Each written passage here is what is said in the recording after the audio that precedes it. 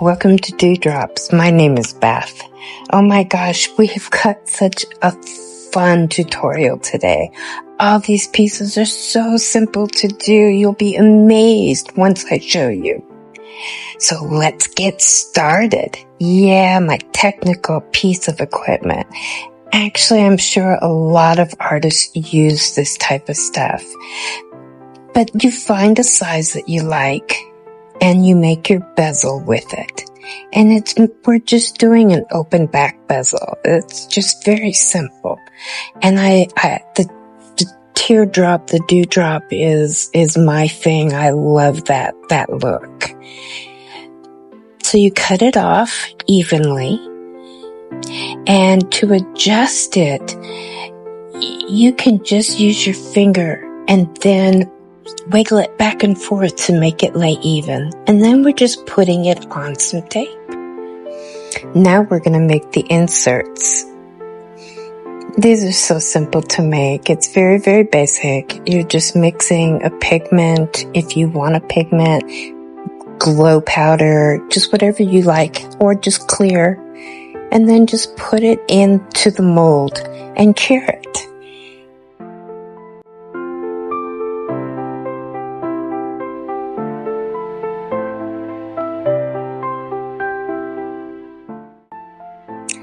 Now that they're cured, what I'm going to do is I'm going to cover them with some resin. Not a lot, just to make them sticky. You're going to do a flash cure, which is about 10-15 seconds. And then as long as they're sticky, you can take your pigment, whatever color you decide to use. I'm using the Resin Chrome powders. This is the red rose. I love this color. And you just put it all over it. Top, bottom, sides. And then you put resin over it and cure it.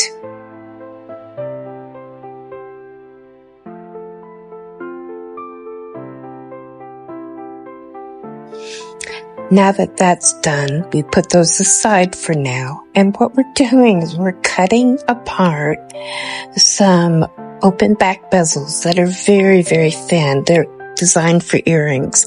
I like to use them in my designs. They're perfect shape. And there's 3 different sizes, so I just cut them up. And you're going to notice on that piece that it had a little lip on it. You want to cut that off because it won't lay right. So what I'm doing here is I'm deciding how I want my first pieces to lay. And that will be the base of your design. You will go from there. Once I decided that's the way I liked the start to be, I added some resin. Now that it's cured, I have to decide the second spot I want my pieces. And I try to see where they're going to fit in right. And it's like, no, I need to go back down to where I was and put them into their own spot. Then I took 2 smaller pieces and put them up at the top.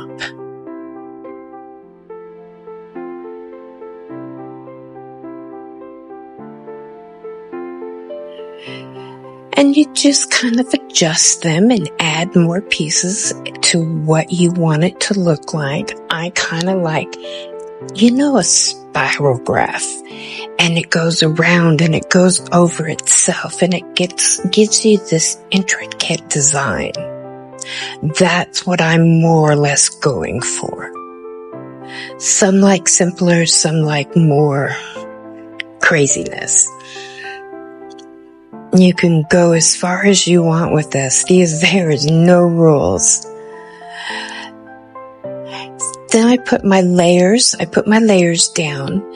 And on this piece, I'm only putting pretty much just 1 layer. And then I have this accent. because I'm going to be adding that rose red piece right there to the middle. And it's going to give it the look of a flower, in my opinion. Anyway, that's the way I envision it. It's about spring, about life.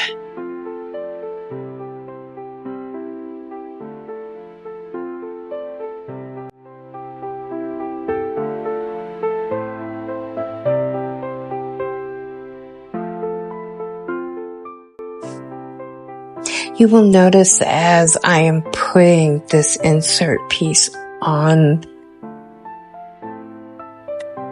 the pendant, there's quite a bit of resin on there.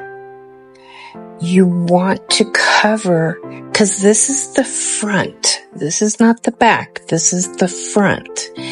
So you want to cover it well. Now, I'm turning it over and I'm just using the same tape, but it's just basically there to hold it still for me. So I can put resin on the back, fill any little bubbles or whatever's back there, and then add the gilding paste. After that is dry, we get to add my favorite. Let's Resin Chameleon flakes. I use these things all the time. We're using the brown yellow, the hot pink, the violet aqua, purple pink, and violet blue. And I'm kind of working from the inside out.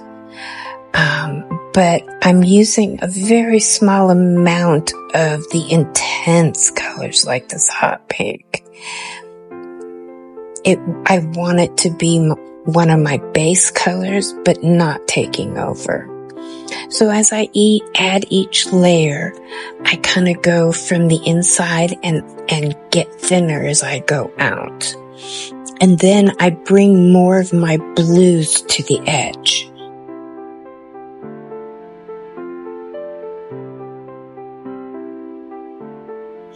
Now we're going to burnish it in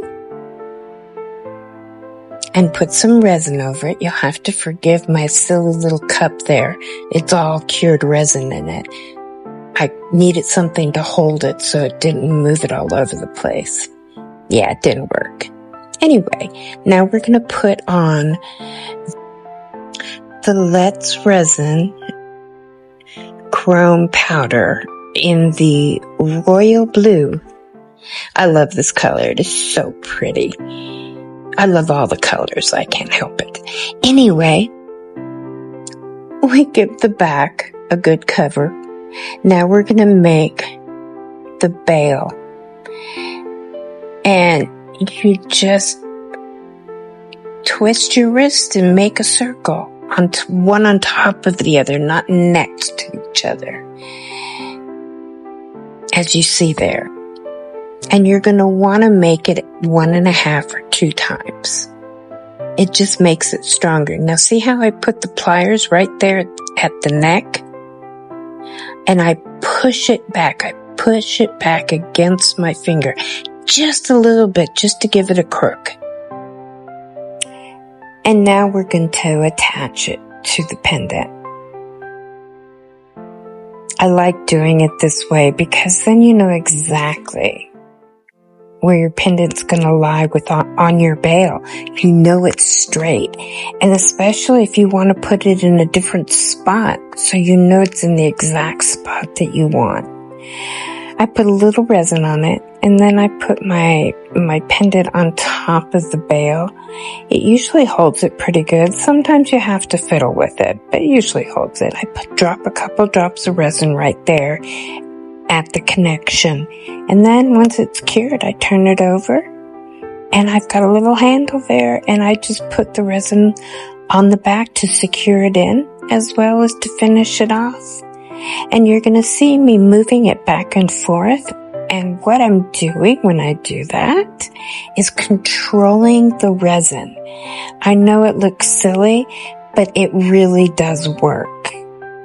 Now we're just going to put resin on the front of it and cure it. And oh my goodness, look how beautiful it is. It is so pretty. I love the way it came out. It screams spring. I sure hope you enjoyed this. I know I did. Happy spring, everybody. Please like and subscribe. Thanks. See you soon.